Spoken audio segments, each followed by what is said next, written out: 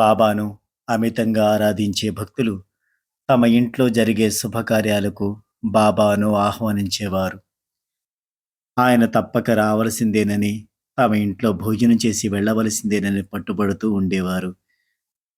వేడుక జరుగుతున్న ప్రదేశంలో బాబా పాదం మోపితే అంతకు మించిన అదృష్టం లేదని అంటూ ఉండేవారు. సాయిబాబా మాత్రం చిరునవ్వునే సమాధానంగా ఇస్తూ ఉండేవారు. ఒకసారి ఒక భక్తుడు ద్వారకామాయిలో కూర్చున్న బాబాను దర్శించుకుంటాడు. కొన్ని రోజుల క్రితం జరిగిన అతని కూతురి వివాహాన్ని గురించి బాబా ప్రస్తావిస్తారు. తన కూతురి వివాహం బాగానే జరిగిందని ఆ భక్తుడు చెబుతాడు. తాను స్వయంగా వచ్చి ఆహ్వానించిన బాబా రాకపోవడం పట్ల తన మనసు ఎంతగానో నొచ్చుకుందని అంటాడు.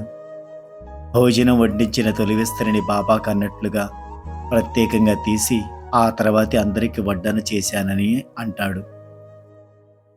అప్పుడు బాబా, అలా వడ్డించబడిన తొలి విస్తరిని ఏం చేశావు అని అడిగారు. బంధుమిత్రులకు తాను వడ్డన చేస్తుండగా ఒక పకీరి వచ్చాడని, తన భార్య ఆయనకు ఆ విస్తరిని అందించగా జోలులో వేసుకుని వెళ్ళాడని చెప్పాడు.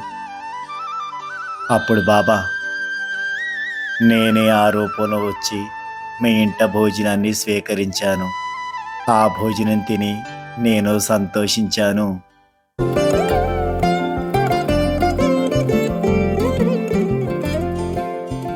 అప్పుడు ఆ భక్తుడు, మీరే వస్తే తమకింకా సంతృప్తిగా ఉండేది అని అంటాడు. అప్పుడు బాబా, ఫకీరుగా ఆ ఇంటికి వచ్చింది, తొలి విస్తరిని అందుకున్నది నేనే అని చెప్పారు. సాయిరా శ్రీ సాయిరా సాయిరా బాబా సాయిరా సాయిరా శ్రీ సాయి. నేను ఈ రూపంలో మాత్రమే ఉంటానని నువ్వు అనుకోవడం వల్ల నన్ను గుర్తించలేకపోవడం జరిగింది అంటారు. తన భక్తులు ప్రేమానురాగాలతో ఆహ్వానిస్తే తాను ఏదో ఒక రూపంలో తప్పక వస్తానని, ఆశీస్సును అందజేస్తానని బాబా చెప్పారు. బాబా అంటారు. దాంతో ఆ భక్తుడు ఆనందంతో పొంగిపోతూ బాబా పాదాలపై వాలిపోయాడు. జై సాయిరాం.